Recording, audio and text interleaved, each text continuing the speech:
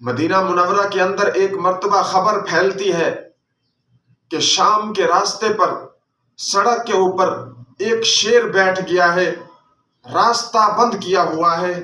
جو لوگ شام کی طرف جانا چاہتے ہیں وہ اس شیر کے ڈر کی وجہ سے اس راستے میں نہیں جا سکتے۔ حضور علیہ الصلوۃ والسلام کے صحابی حضرت عبداللہ بن عمر رضی اللہ تعالی عنہ کھڑے ہوتے ہیں، جا کر شیر کے کان سے پکڑتے ہیں، شیر کو مخاطب کرتے ہیں، تجھے شرم نہیں آتی؟ تو نے حضور علیہ الصلوۃ والسلام کے غلاموں کا راستہ بند کیا ہوا ہے، تو نے انسانوں کا راستہ بند کیا ہوا ہے۔ کان سے شیر کو پکڑتے ہیں، کہتے ہیں چل راستہ چھوڑ، جنگل کی طرف چلا جا۔ تاریخ گواہ ہے، تاریخ کی کتابوں کے اندر یہ واقعہ درج ہے۔ شیر نے حضرت عبداللہ بن عمر رضی اللہ تعالی عنہ پر حملہ نہیں کیا، بلکہ شیر فوراً راستہ چھوڑ کر جنگل کی طرف چلا جاتا ہے۔ یہ حضور کے صحابہ ہیں جنہوں نے حضور کی غلامی کی، تو جنگل کے شیروں نے صحابہ کرام کی غلامی کی۔ افریقہ کے جنگلات کے اندر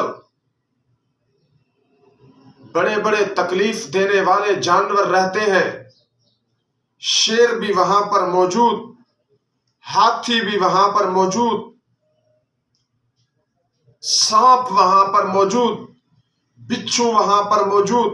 ایک مرتبہ حضور علیہ الصلوۃ والسلام کے صحابہ کی جماعت جہاد کرنے کے ارادے سے جب گئی اور افریقہ کے جنگلوں کے قریب پہنچی،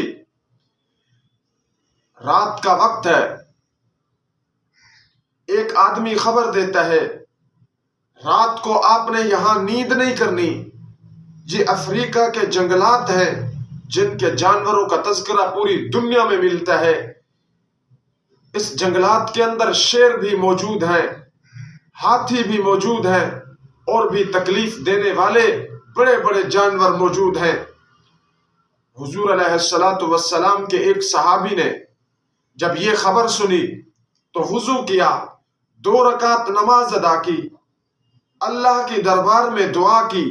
دعا کرنے کے بعد بلند و بالا درخت پر چڑھ گئے اور اعلان کیا، حضور کا صحابی افریقہ کے جنگلات کے اندر رہنے والے جانوروں سے خطاب کر رہا ہے، تیری میری تو انسان نہیں مانتے، صحابہ وہ ہیں جن کی جنگل کے جانور بھی مانا کرتے تھے۔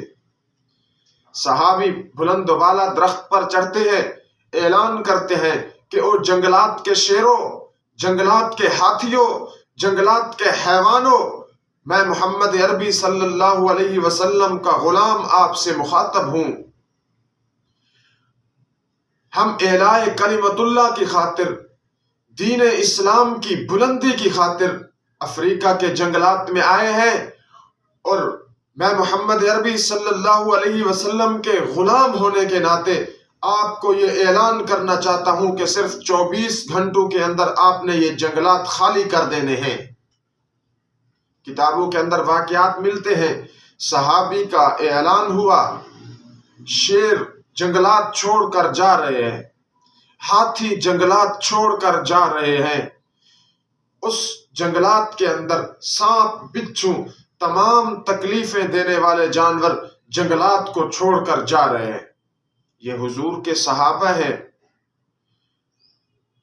جن کی بات انسان تو مانتے ہی تھے، انسانوں کے دلوں پر حکمرانی تو کرتے تھے صحابہ، پر صحابہ وہ ہیں جنہوں نے جنگلات کے شیروں پر حکمرانی کی، جنہوں نے جنگلات کے ہاتھیوں پر اور تکلیف دینے والے بڑے بڑے جانوروں پر حکمرانی کی، اور صحابہ کی بات کو مان کر جنگلات کے جانور وہاں سے چلے گئے۔